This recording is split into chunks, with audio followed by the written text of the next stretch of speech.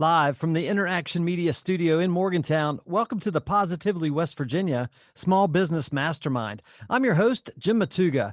It's May 21st, 2021. For those of you joining us live on Facebook, welcome and thanks for tuning in. We have a great mastermind panel set up for you guys today. First, we have Diane Strong. She's the president and owner at Manpower of West Virginia. Diane, welcome to the show today. Thanks, Jim. It's nice to be here. Yeah, once again, you're a return guest, and I appreciate your time and being on the show today. We also have Scott Adkins, Acting Commissioner of Workforce, West Virginia. Scott, welcome to the show. Hey, Jim. Good morning. Thanks for having me on. Absolutely. Before we jump in, I just want to say a few words about our program. Every week at this time, we gather like-minded business leaders from around West Virginia to discuss some of the most relevant business topics of today. And we welcome your live comments and questions. Just type those in the comment section of the Facebook Live section here. Positively West Virginia, if you didn't know, is a 501c3 nonprofit organization. You can learn more about our mission of advancing small business and entrepreneurship in West Virginia at positivelywv.com. Our show, Positively West Virginia Small Business Mastermind, is brought to you by the State Journal, wvnews.com, and Interaction Media. And of course, we're streaming this live program on Facebook through our entire statewide distribution network with our media partner, wvnews.com. Diane Strong, as I mentioned, is the owner of Manpower. Diane, how are you doing today, and how are you coming to the call? I am in Charleston, West Virginia. So from my office here in Charleston, and I've been around the state a little bit this week with offices. I've visited Bridgeport, my Chase Valley office. But today I'm actually in the Charleston office and happy to be with you all. So thanks again for the invite. That's awesome, Diane. Tell our audience a little bit about yourself and what you do. Okay, so I am the president and franchise owner of Manpower. We are, I always say, globally connected and locally owned. So our corporate headquarters is in Milwaukee, Wisconsin. I have been with Manpower for almost 35 years. I tell people I started when I was 12. But we hire just people from all over in the clerical, administrative side, industrial, healthcare, professional, technical. And my job, honestly, I have a great staff and we find people work. You know, we are a privately owned company, so we end up looking for people and connecting companies with skilled employees that they're looking for in the tri-state area. That's awesome. Diane, thank you for that introduction and a little background. Scott Atkins is the Acting Commissioner of Workforce, West Virginia. Scott, how are you doing today, and how are you coming to the call? Well, good morning again, Jim, and everybody who's tuned in to the show. It's an honor, really, to share this panel with Diane. Workforce has been, Diane's been really good to Workforce over the years, and we have a good partnership. And Diane actually serves on the state workforce board that's appointed by the governor. So Diane, thanks for your help and input and support for everything that we do at Workforce. Actually, Jim, I'm in Putnam County today. For folks who don't know, we have 18 offices throughout the state, and we happen to have one here in Putnam County, so I'm in Putnam County today. And just to tell you a little bit about what I do at Workforce, I am the acting commissioner. I've been there since June of 2019.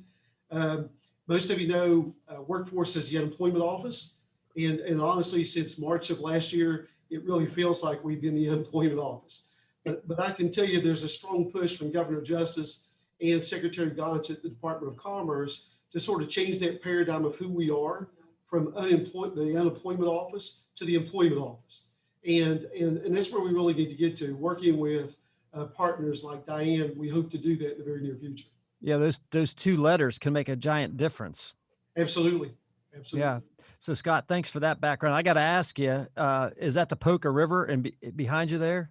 You know what? I think that is, I don't know, to be honest with you. I should know that. Chelsea Ruby at Tourism provided some great photos for our background. So I should know the answer to that, but I don't.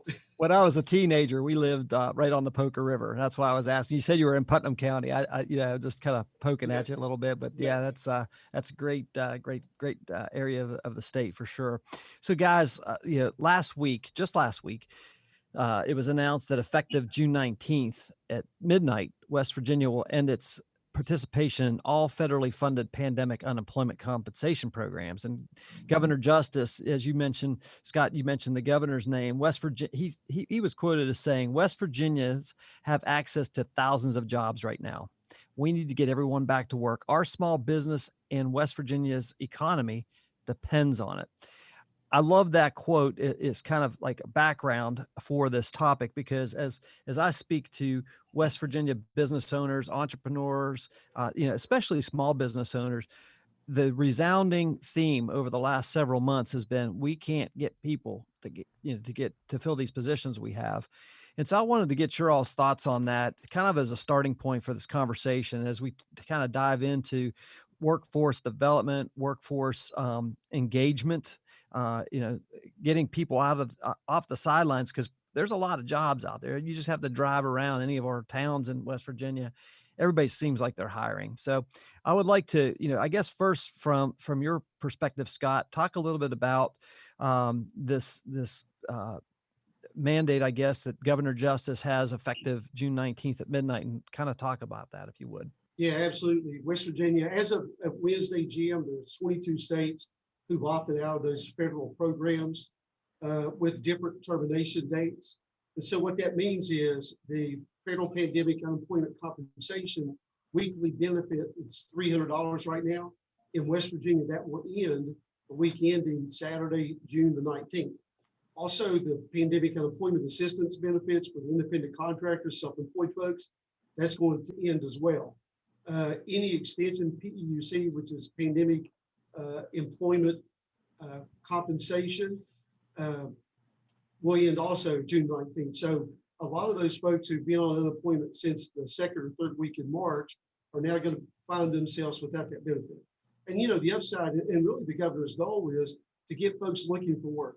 As you said, you could drive anywhere. And I know, Diane, you've had job fairs all over trying to get folks to come back to work. As I mentioned, I'm in Putnam County. When you drive through the valley here, at least every other business is looking for folks to come back to work. Many of them are offering sign-on bonuses. We have several pizza franchises that are offering $500, $1,000 sign-on bonus for delivery drivers. So it really doesn't end, and you're right. We hear that at Workforce all the time from both small and large businesses that are looking for workers to show up with some incentives. Yeah, absolutely. Diane, I'd like to get your thoughts on that whole. Well, Scott is right. We have gone back, and I also serve as the chair of all manpower franchises in North America. And it's amazing, Jim. It's just not here in West Virginia. It's across the country. But I'm constantly being asked, what do we do to find people? Because we are going, just as Scott said, we are offering, if you go through a Tudor's drive-through, we're offering free breakfast if you will register and work with us. We're offering incentives. We're having now, open houses, drive-through. We've had those. Now we're getting ready to go through parks to work with companies that are hiring and offering them, hot dogs and chips. And we're doing everything to try to find people, because you're correct. There's jobs out there, and it's anywhere. And it's not just, low-paying jobs. These are really high-paying jobs. And a lot of times too, now that we have students that are graduating from college and we're having students graduate from high school, it's just not people on unemployment, but we need to find those people work. And so we have jobs, as long as you're 18 years of age, we have a job for you. So whether it is, working on an assembly line, working with their educational degree, because so many times these kids are graduating, but they don't have the experience. We put them in those companies where many times they're going to be hired full time. So Scott is correct. I mean, you can drive down any highway right now and you see all the now hiring, now hiring, now hiring signs.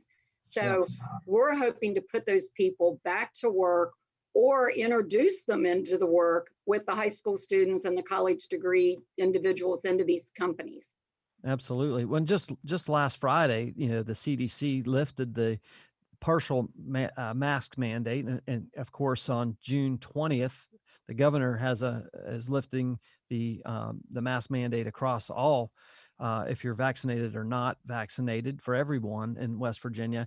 So wonder what I'd love to get your y'all's thoughts on this because I feel like folks that are, collecting that extra unemployment, are they doing it because they like that extra money and not having to work? They make more, quote unquote, sitting at home as opposed to being in the workplace, or is it a fear factor of catching the virus and returning to a safe kind of workplace? What is it? A combination of both? I'm curious to what your all's I, thoughts are on that. I definitely would say it's a combination of both. Scott may, state this as well, but we do have people, but I will say, um, good job to the companies in West Virginia because everybody has been sensitive to it. They're Yeah. following the guidelines.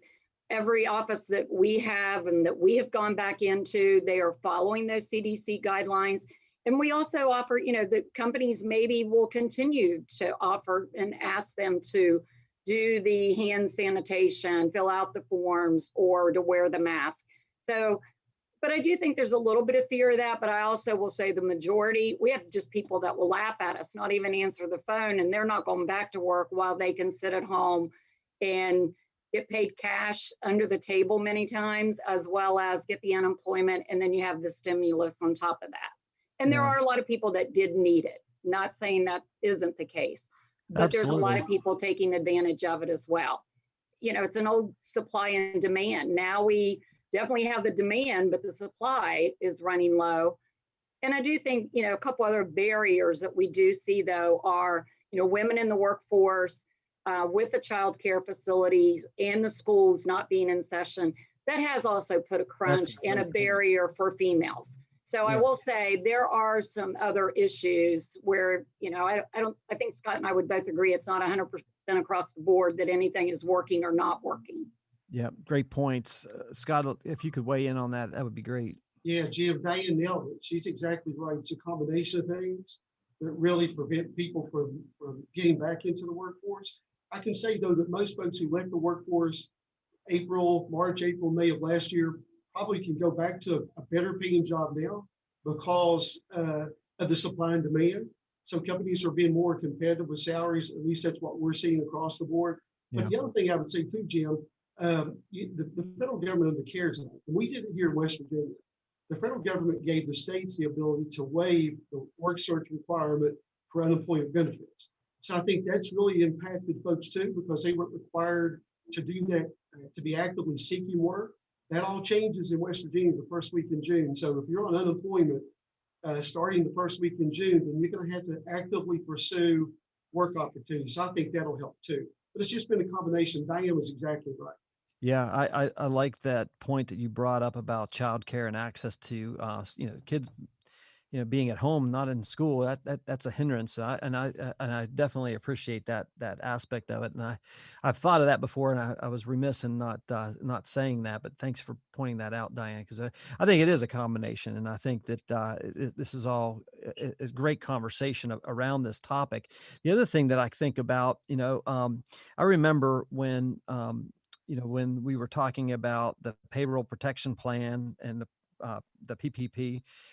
We had Shelley Moore Capito on this program back in, I think it was probably, March or April of last year. And we were talking about, we have to be wary of unintended consequences of certain things. And I think, while there was a lot of people that needed this unemployment extra benefit, the extra $300, there are some unintended consequences of that as it kind of played out, and especially as it got in here in the most recent months, as the demands out there. So I think that what the governor's doing is right on point. And I'm always an advocate of we've got to take care of those who can't take care of themselves, and people that are really struggling. We got to take care of them. There's no doubt about it. But if you're able to work, there's jobs out there. And if you're able to get the work, there's jobs out there.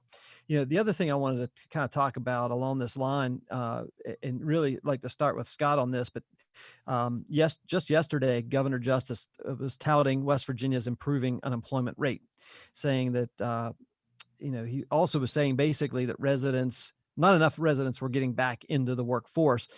Can you talk a little bit about what the unemployment rate is currently and what that means and how that's been looking over the last couple of months as we're ramping back up here? Yeah, Governor Justice made a great point yesterday because the latest numbers from April have West Virginia, the unemployment rate at 5.8%, which is about 3 percentage points below the national average.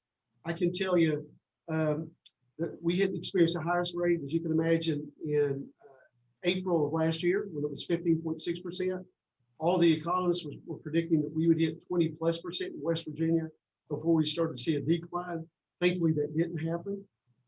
West Virginia has trended lower than the national average in just about every month since April of last year, which means that under Governor Justice's leadership and the aggressive approach that business and industry has taken on, getting West Virginia back to normal, we fared better. That hasn't happened in decades, that West Virginia has been trending that long under the national average when it comes to the unemployment rate. We still have a lot of work to do, but we've recovered most of the jobs that we lost in March, April, May of last year. Yeah, the governor was quoted as saying, West Virginia is still kicking butt here.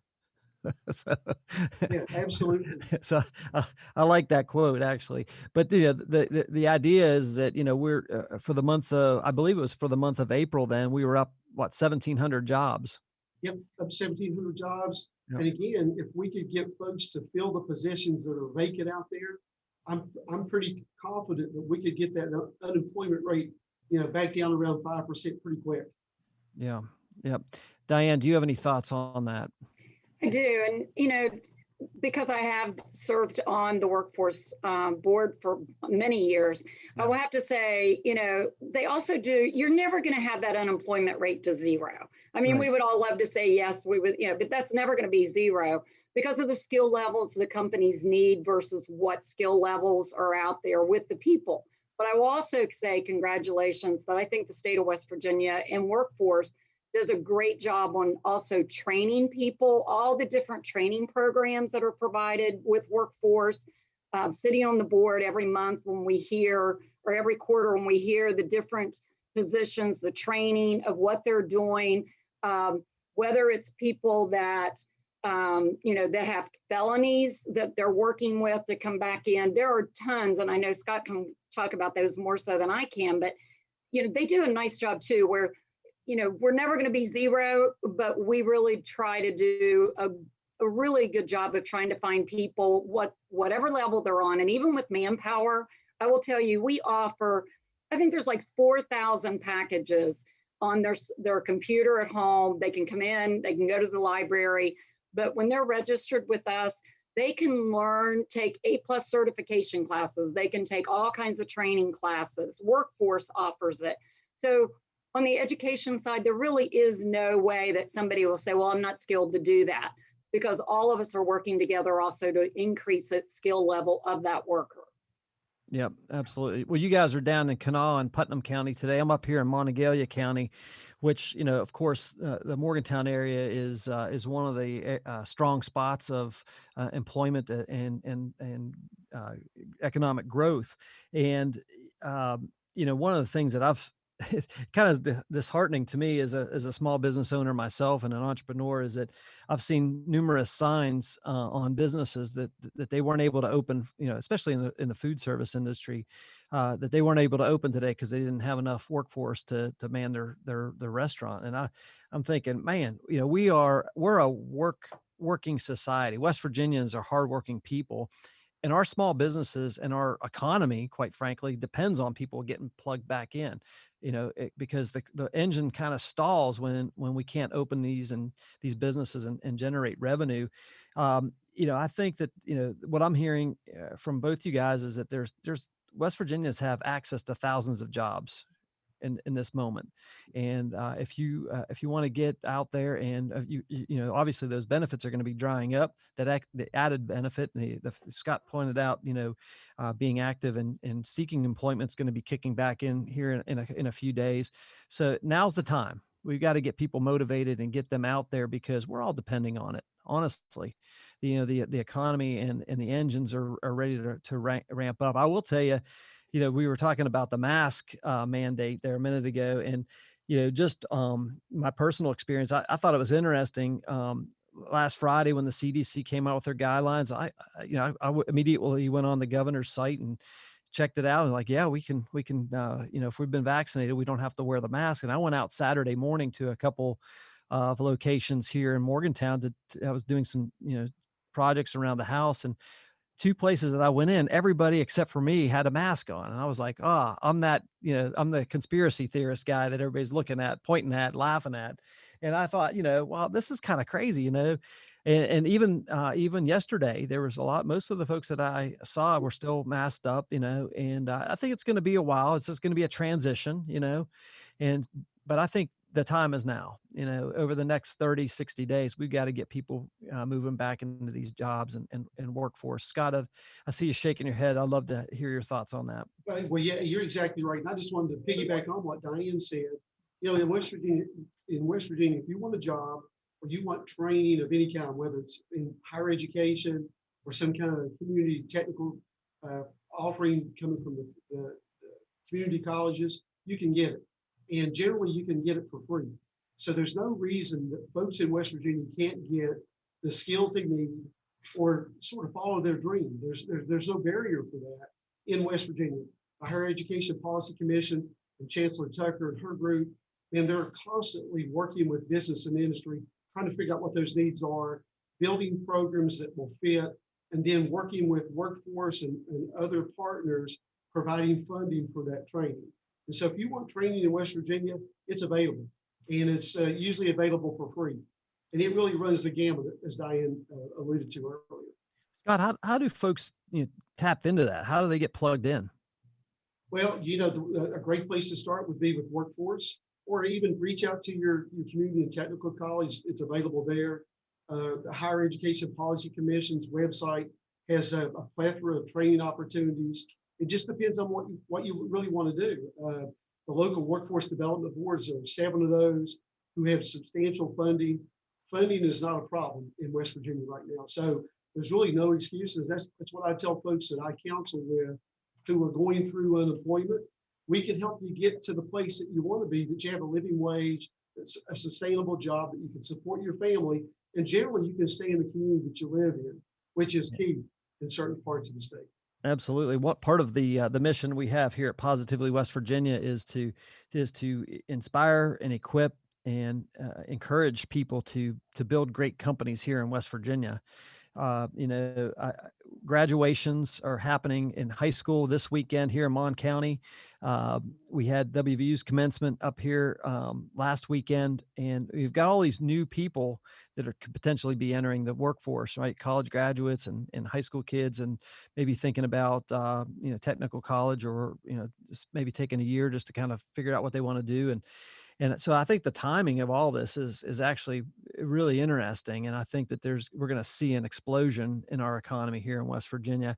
We had John Chambers on this show a couple of weeks ago, and he kept talking about, the opportunity for West Virginia as a whole, as a state, is really primed. We have a lot of things moving in the right direction it seems like it's been a while since we've had that kind of inertia and a lot of really cool things happening here in West Virginia.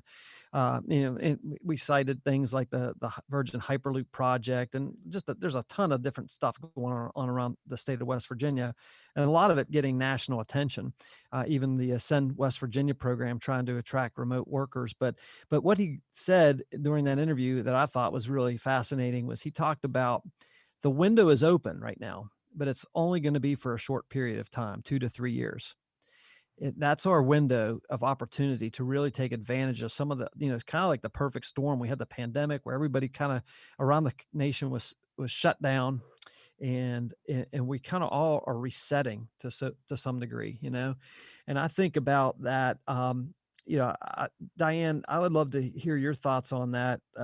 Just, I don't know if you'd heard him say that or not, but I thought that was a really fascinating comment, because he's one of the foremost business leaders in the world right now, and for him to be able to say that West Virginia is perfectly poised right now, the window's open, but it's a short, it's only going to be open for 2 to 3 years. I thought that was fascinating. Thoughts on that?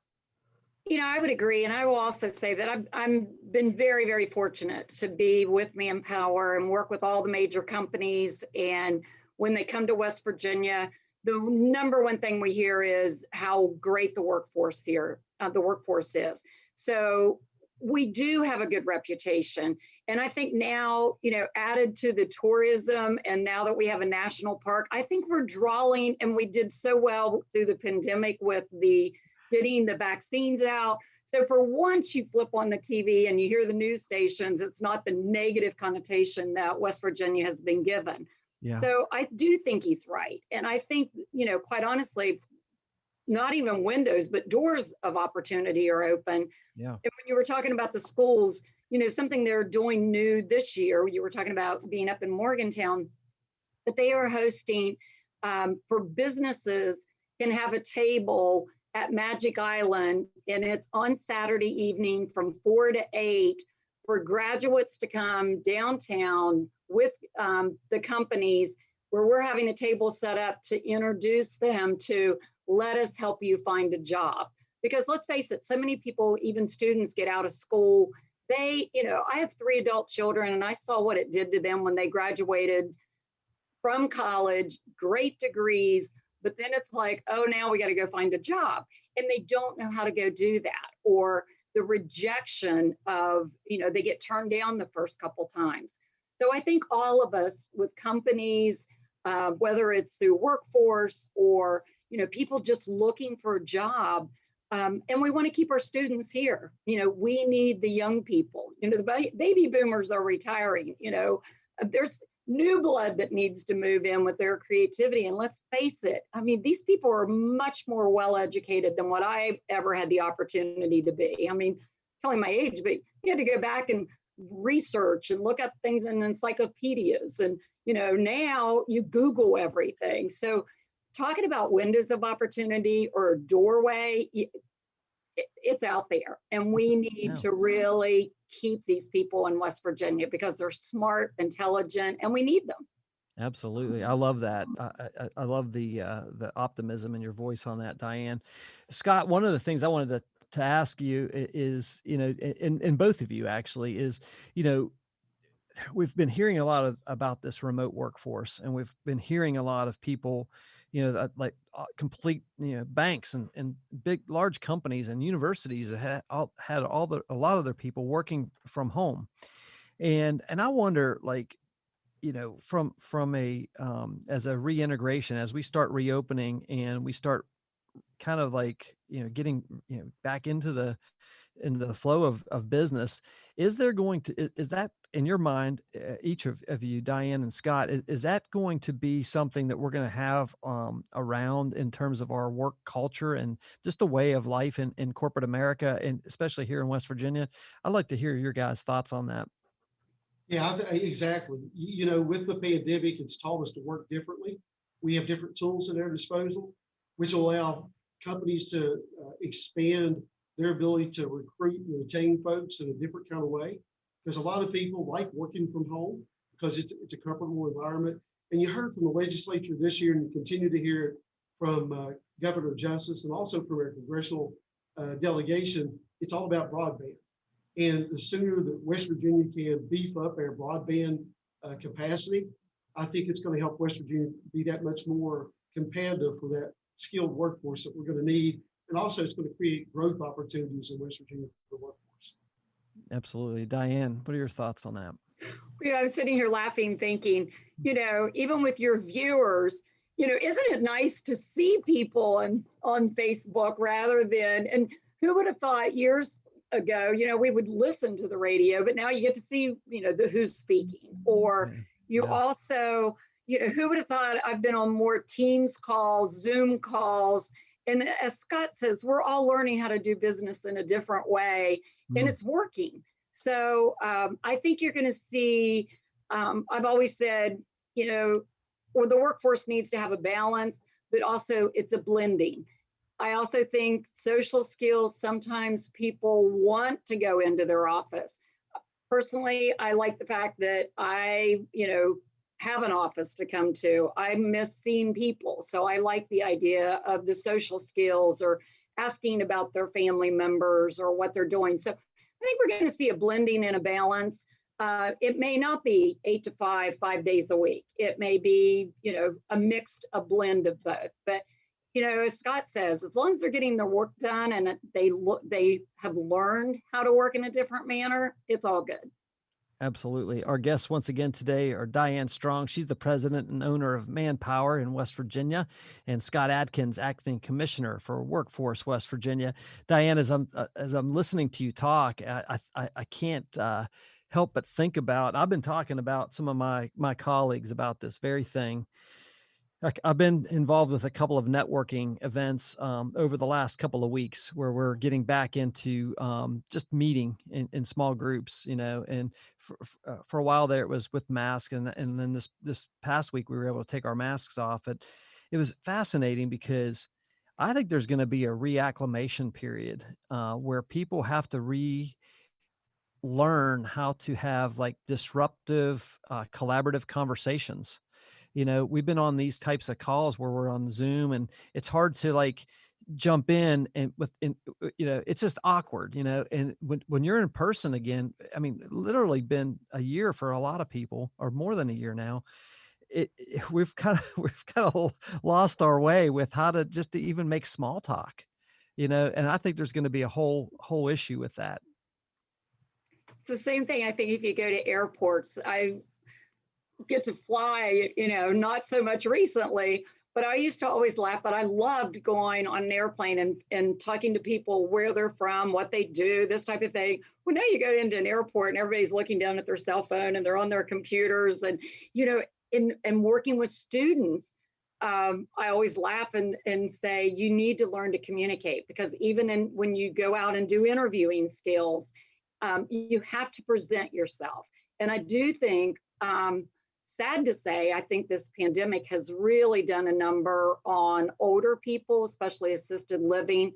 I'm very blessed that my mother is going to be 99 years old, or I should say 99 years young in July, but it has definitely taken its toll on the people because they have missed that conversation and going back and forth. And I think you're going to see a lot of that. I think you're going to see a lot even with people that have worked from home for a year. So I think you're right, Jim. I think it's going to be those of us like me that can't wait to get back into seeing people and meeting people and seeing people again at business functions. But I do think that that's going to be an issue with some of, the older as well as some of the younger generation. Yeah, I don't think we're just going to be able to jump right back in where we left off back in, the middle of March last year. Honestly, I think because the things that I'm saying, it's like people don't even know how to they don't even know how to approach each other. Do I shake your hand? Do I do an elbow bump? We certainly not hugging right now, but there's a lot of stuff that's going to be a lot different, I think. Scott, what are your thoughts on that? Well, no, yeah, you're exactly right, Jim. What concerns me are those soft skills. So you have all these job openings, and now you have these folks who maybe haven't worked for a while, or they're looking to change job. And because of the pandemic, they've lost those social skills. And, which is really important, as Diane said, those soft skills and being able to sell yourself in an interview. And it can make the difference between, a good job and a great job. Yeah. It's how you present yourself or how you sell yourself. And so when you're socially isolated and I have an 18-year-old son that graduates this year, and Diane's right, most of them have that phone, even at the dinner table, they'll be, on that phone. So they lose that ability really to communicate and to sell themselves. So I think the pandemic has added to that. And Jim, I just wanted to say, we talked earlier a little bit about labor force participation and the unemployment rate. Labor force participation in this country has been tracked since January of 76. In January of 76, West Virginia was at 52.5%. So that means everybody that was over the age of 18 and able to work were working. If you look at it last month, April 1st of 2021, we're at 55.4%, still the lowest in the country. And so we have to do something different to change that paradigm. And Workforce is working right now with Superintendent Birch at the Department of Education. If you look at labor force participation and you try to granularize it, there are two groups that really are underserved, and we fall way below the national average. And that's the folks who are 50 and older, and those young adults up until 23 or 24 years old, 18 to 24. So that's where we really lag behind in in employment as it relates to other segments. And so we have to figure out what do we do differently to attract those. So Workforce is working with Superintendent Birch at the Department of Education, and we've developed, and these numbers are coming from the Department of Education. About 30% of high school graduates have no plan. They're not joining the military. They're not going to a four-year university. They're not going to any kind of community and technical college. And so they're just floating out there. And so we have to figure out, how do we get those kids, those young adults, into some kind of training or occupation that will lead to some sustainable employment and get them, on the employment rolls. And so we're working to do that now. Now, how do we attack that 50 plus group? Part of the problem there is, you've worked in, West Virginia has been relying on coal mining, for 100 years. And so now coal mining is not important. But you still have a large segment of folks who are 50 and older who are working in the industries and have transferable skills, but for whatever reason are reluctant to take on a new occupation. And so we have to figure out, how do we get those folks taking those transferable skills and doing something differently. Yeah, especially in that, 55 plus, I call that the encore career. You may have transitioned out of a job for whatever reason, but man, you still got a lot to offer people, right? And with your experience and skills and those kinds of things. And that's a wonderful time, that age group. I'm 56, and I haven't even begun to tap into everything that I'm capable of yet. I feel like I got a lot of gas in the tank. And I think about that young demographic. It's kind of saddens me to hear that, because there is this, what a time to be alive. Diane, you just kind of talked a little bit about all the opportunities a minute ago.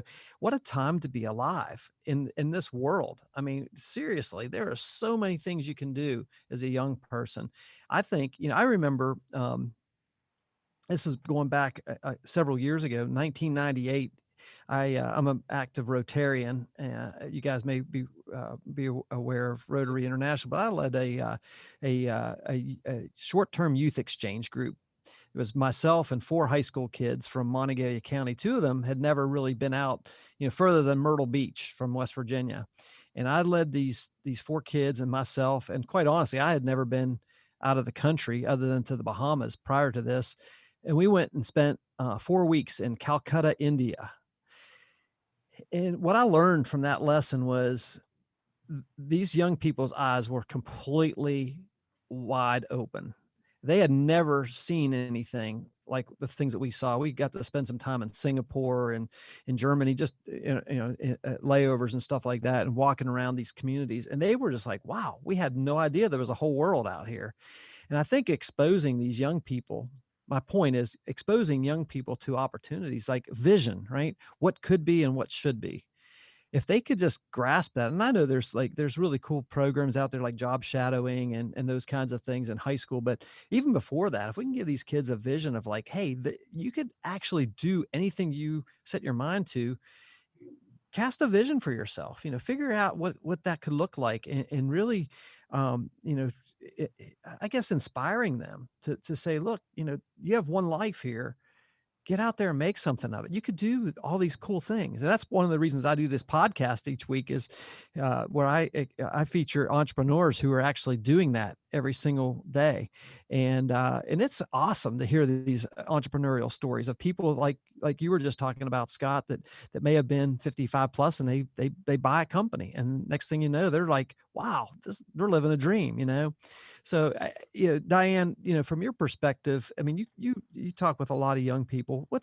Am I onto something there, or am I just like? Oh, most definitely. And I will have to say, again, being in this job, it's like working with students. I work with early retirees. I work with veterans. I work with so many different. Yeah. And let's face it, we're all here because somebody believed in us, or somebody knew that we could do this, or so many times we can all have stories of, people throwing a curveball to us and saying, if you would have told me back in high school even that I would be sitting running a company where, we've hired up to 3,500 people a year with W-2s, Would I be responsible for that? I would say, yeah, right. But now I look at it and think, and the people, the clients that I meet, the students that I meet, the early retirees. I mean, I had a person that people take early retirement all the time, and it's like in no time at all, they'll call me and they'll go, okay, find me something. Like 2 or 3 days a week, I need to use my brain. I thought I would have fun, but now I'm, this is it. So, and I think, to touch base too on what Scott was talking about, not every student is meant to go to college, where we at one time, and I don't have those numbers in front of me, but we used to have the highest dropout rate of kids because let's face it, we all, teach our kids that you got to go to college. You have to make something of yourself. And now we're realizing not every student is meant to go to college, but that doesn't mean they're any less important or less skilled or they don't use their brain. It's just they have that eye and hand coordination. They have the technical skills. They want a different type of job. And Scott and I see this all the time on the technical side. And it makes these kids realize, wow, I can really do something and I'm worthy. And, any of us have had to hire a plumber, let me tell you, a college degree with English, and I'm not saying anything about college degrees, but if you have a college degree with English and you graduate and look for a job and you become a plumber, guess who has the most, per hour wage on that of those two people? So again, it's working with people and again, throwing in those soft skills. I don't care whether you're a college graduate, a technical, a mechanical engineer, or everybody has to have soft skills. So yes, I do think you're onto something, Jim. And I think all of us, quite honestly, you can have any title in society as a president, a mother, whatever, business owner. We all need to be leaders. And that means taking students, being there for one another, no matter what walk of what life we're in. Yeah, we all have value. Exactly. I was on a conversation with a call center. I have no idea where the lady was just this week, and I had an issue, and she said, "I don't know anything. I'm just a peon." I said, I'm going to take you to task on that. You're not. You're a person of value. You may just be answering the phone here at the call center, but you're not a peon. And she like got emotional with me, and I'm like, people need to realize they have value, and we all have a place to bring our talents and skills. And it's a shame if we're not using those, and if we're sitting there and just letting that opportunity waste away. Scott, chime in on that. Well, I mean, Diane, I couldn't say it any better than what Diane just said. One of the challenges too, I think we face, and I'm going to tell my age here. I remember in elementary school that we did aptitude tests. A lot of folks don't like to talk about aptitude tests. We call them inventory tests or something similar to that. But, back to that 30% of those young adults are leaving school and now find themselves trying to figure out what's next. They don't know what they're good at because we don't help them understand what they could be good at. And I can tell you, I can share tons of wage data with you. Plumbers, electricians, all those kind of technical skills, mechanics, diesel mechanics, folks working in the oil and gas industry are making a lot more money than a lot of folks who have advanced degrees. Yeah. And so I think if we could help those folks figure out, even the 50 plus group, if we can help them figure out what they're good at, what have they learned that can transfer to a different occupation? What skills do they have now that can add value somewhere else? And so I think we don't do a very good job at that. When I say we, I'm talking about workforce delivery, higher education, industry. We don't really help folks figure out what they're good at and then help them design that plan to get where they need to. Yeah, absolutely. We have a comment on our Facebook Live. There's a fellow by the name of John Ciesla. I think I'm pronouncing that right. He says, there isn't a labor shortage problem. There's a shortage of living wage jobs in West Virginia. I hear that term, living wage, and there's been a lot of debate about minimum wage, right? And moving it to $15 an hour and these types of things. I'm of the mindset that the minimum wage is not meant to be a living wage where you can raise a family of 5 on a minimum wage job. That's an entry level position that you've got to be able to get a job first and then prove your value. Then you're going to work your way up. That's kind of my thought on it. And I get, I get the fact that, you can't, it's hard to make to live on minimum wage. I get that 100%.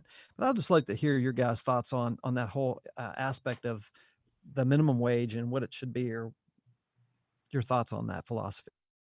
Well, and I'll jump in, Diane, then you can follow if you don't care. But I can tell you right now, post-pandemic, that's not the minimum wage. Whatever the federal standard is, that's really not what businesses are paying. The hospitality industry that historically pays lower wages. I mean, they're starting folks out at $15, $16, $17 an hour. I got a call from Walmart in Charleston a couple of weeks ago looking for workers who would shop for other folks, sort of the click system where you can, order online and somebody delivers it to your car. They were paying $15 an hour to have somebody shop. I mean, if you would have asked me that before the pandemic, that industry would be paying, or the restaurants would be paying $15 an hour, I would say you're crazy. So, living wage, you're right. That's not going to support a family of 4 or 5. I tell you what, it's a good place to start. It's a good place to build a work history. It's a good place to learn skills, whether it's a skill working, in that facility, or if it's just the social skill that you're learning to show up on time, to work the whole time you're there, to follow policy and procedure. So there's plenty of opportunities today that weren't there pre-pandemic. Yep, Diane. I couldn't agree with Scott more. And I'm sitting here knowing that I've never paid minimum wage in my life. So, you can say all you want, but I don't know of any job that we're paying even $8 an hour for. And Scott is correct. And we pay according to the skills that you're going to be utilizing. And I will also, back to the college students, they have wonderful education, but first of all, when they come through the door, I'm not going to ever offer somebody, I don't think we have any jobs that are paying $8 or, it's what, $7 and $24, they're not paying that. So I think that's kind of you get your foot in the door. I always tell people, college students especially, they're going to send a resume out to companies, and probably, the computer looks at keywords and pulls those resumes out. I can put your foot in the door with a company, and that CEO is not going to read resumes, but he's going to see that person walking around in his office or in a plant. And I wished I had the numbers, but I will tell you the largest majority of people that we place in these jobs get hired full time. And why is that company going to go out and hire somebody on their own and get 50 applications that they have no way of interviewing, assessments that we do, and they get hired full time? So, honestly, they should be paying me to put them in that job, but we're paying them and we find them a job, and they just bypassed all of the college graduates that are sending out, 20 resumes. Exactly. So I get that. But I also will tell you, it goes back to having skills, working with workforce, working with manpower, working with people to better those levels of skills, and then getting placed in the jobs, because again, the jobs are out there. I probably have 250 openings right now of positions of companies that I am hiring for currently. And it's a wide range, whether it's, CNAs, RNs, whether we're looking for assembly workers, mechanical engineers, bookkeepers, CPAs, you name it. I'm looking. Diane, what's the best way for folks to get plugged into those job opportunities? Thank you for asking. They can go on manpower.com and register. And again, I cover the tri-states. We have offices in Kentucky, Ohio, and West Virginia. So they can go to manpower.com. They can register. And honestly, if they have any questions or need help, my email address is Diane, DIANE .strong, STRONG @manpower.com. And I will get them an answer or route them to the office where they need to be. That's awesome. We'll add that into the show notes of the podcast here as well. Thank you for that. Scott, I wanted to talk about something that a lot of business owners that I've talked with here recently, in the last couple of weeks anyway, myself included, and it's on the whole idea of fraud and identity theft, people filing for unemployment and getting these notices, whether it's, like I was telling you right before the show, I got one for my own company saying that I filed for unemployment, which wasn't true. At least I thought, what is this, a Twilight Zone episode or what's going on here? But anyway, talk a little bit about that whole thing and what's happening with the fraud and identity theft issue. Yeah, well, Jim, I'm glad you teed that up. As you can imagine, with the amount of money that the government has thrown at unemployment, there's going to be a lot of bad actors. And, West Virginia, this is a national problem. It's a problem in West Virginia as well. Fraud is rampant. We've been working with the Office of Inspector General and also the FBI to identify some of the bad actors. We have some sophisticated technology that we utilize to stop most of those claims. In working with the FBI, in the example that you gave, and there's a lot of it, I probably get 25 or 30 emails a day from businesses who are receiving these monetary determinations on employees that are either currently working or never worked for them ever. So what the FBI is telling us, in 2017, there was a huge data breach with Equifax. 147 million Americans' personal identifiable information was compromised. And so all that data is being sold on the dark web from bad actor to bad actor. And so they're filing claims all across the country from residents in the states based on that information that was garnered from that data breach in 2017. And that included social security numbers. It was the full gamut: social security numbers, addresses, yeah, anything that Equifax had on you was compromised. Now, if we can get those bad actors to use those hard skills and to do something good, that would be amazing. Wow, I mean, I can't even imagine the effort that goes into all that. It's pretty amazing, actually. Guys, I would love to kind of touch base with you on a subject that's near and dear to my heart, which is leadership. And I just kind of like get your thoughts on maybe a leadership lesson that you've learned over the last year or so, especially as we're kind of coming out of this pandemic and we're trying to get things back to some sort of order and the struggles that we've been through. What's a leadership lesson that you've learned? Oh, wow. That's a tough one. Endurance and just knowing that, like Annie, the sun's going to come up tomorrow. I can't say that any of us have had a perfect life. I'd love to say, oh yeah, I just fell into this job. And I think endurance and knowing that we're here for a reason and we just need to make sure we know what that reason is. And we're not going to go solo through this life, and to reach out, have others help you, you need to help others. But I think the leadership comes where hang in there. A lot of entrepreneurs that I deal with, a lot of smart people, all of us have been probably bumped around a few times, but we hung in there and the sun comes up and we were right back in here for tomorrow. So, quirky as it may seem, I think it's probably endurance and just, it's okay, reach out. None of us have all the answers, but we're all there for one another. And I will have to say, I'm not from West Virginia, but I've been here long enough. West Virginia is really, they're good people here, hard workers, trustworthy. So, reach out, That's help great. one another. I love that. That's beautiful. Scott, what's one leadership lesson? Well, I come from a different perspective maybe than Diane does, since I work for a state agency. One of the things that I tell my folks all the time, we're a service agency. And what that means is we have to provide a service to somebody who needs it. People don't contact us normally unless there's a real need for it. And so, that's been a challenge to some degree. But I think, teaching that leadership skill that you got to care about the people you serve, you have to make a difference. And you hear that all the time from organizations. It's sort of their tagline, make a difference.